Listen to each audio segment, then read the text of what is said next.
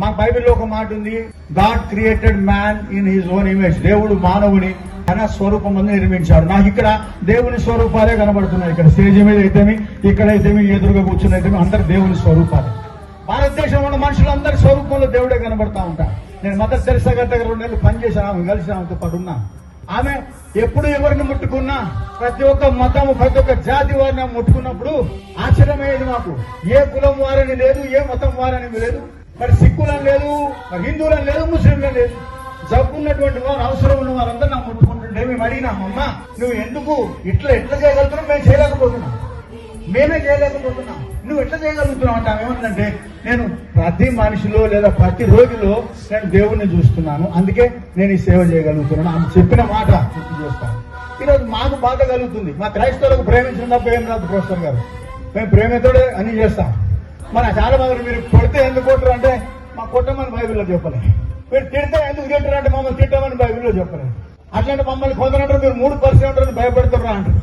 మేము 3% ఉన్నా, 30 ఉన్నా, 100 ఉన్నా, మేము యేసుప్రభు చెప్పినట్టుగా అందరినీ ప్రేమిస్తాం తప్ప ఎవరిని ద్వేషించమని మేము చెప్తాం. ప్రేమను మించినటువంటి మతం లేదు. ఈరోజు ద్వేషము, ఎక్కడ చూడ ద్వేషం. మా హిందూ స్నేహితులు మమ్మల్ని చూసి అనుమానం పడుతున్నారు. క్రైస్తవులతో మాట్లాడితే ఎక్కడ మతం మార్చేస్తారో అంటే, క్రైస్తవులను భూతాలుగా చూస్తున్నారు, ముస్లింలను భూతాలుగా చూస్తున్నారు, దళితులను అంటరాని వారుగా చూస్తున్నారు. మళ్ళీ ఎక్కడికో మూతికి ముంత అక్కడికి తీసుకుపోతున్నారు.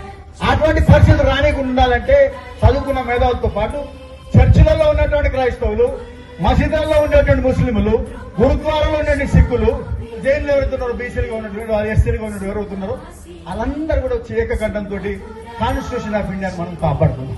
భారతదేశానికి అంబేద్కర్ గారు ఇచ్చిన రాజ్యాంగం ఎంత గొప్పదంటే, పే బ్యాక్ టు సొసైటీ అన్నారు అంబేద్కర్ గారి స్లోగన్. మనం చదువుకున్నామంటే ఈరోజు అంబేద్కర్ గారు ఇచ్చినటువంటి ఆ రాజ్యాంగాన్ని బట్టి మాకు కూడా 25 నుంచి 29 ఆర్టికల్ మాకు ఎప్పుడు మేము చూపించుకుంటాం. మేము బైబిల్ పట్టుకుని పోతే ఎవరైనా పట్టుకో చేయని అనగానే మాకు రాజ్యాంగం హక్కు ఇచ్చింది, మేము ఎందుకు మాట్లాడుతుంట. మాకు రాజ్యాంగం ఇచ్చిన హక్కుల ప్రకారం మేము हम किसी के दुश्मन नहीं, हम सबके साथ रहने वाले, जो प्यार करते वो कमजोर नहीं होता. हमारा ताकत है कि हम प्यार करने वाले हैं, वो ताकत है हमारा, वो कमजोरी नहीं. మేము ప్రేమిస్తామనగానే మీకు చేత కాదని, ప్రేమించిన వాళ్ళు చేత కాదు, ప్రేమించిన వాళ్ళు అసలైనటువంటి శక్తి గలవారు. కాబట్టి ద్వేషించే వాళ్ళు ఈ ద్వేషాన్ని పట్టుకొచ్చి మతాల మధ్య చిచ్చు పెట్టేటువంటి వాళ్ళు. మా క్రైస్తవులైతే ప్రతి ఒక్కరు తిట్టుడే, ప్రతి ఒక్కరు కొట్టుడే. ఎక్కడ పోయినా క్రైస్తవులు, ఎందుకంటే మేము మాట్లాడడం, మేము చర్చిలో ప్రార్థన చేసుకుంటాం, బయటికి రాం. కానీ ఈరోజు పరిస్థితి వచ్చింది, మేము చర్చిలో కాదు బయటకు వచ్చి మాట్లాడతాం. ఎందుకంటే మాకు రాజ్యాంగం ముఖ్యం. రాజ్యాంగం ఒక చేతిలో, బైబిల్ ఇంకో చేతిలో.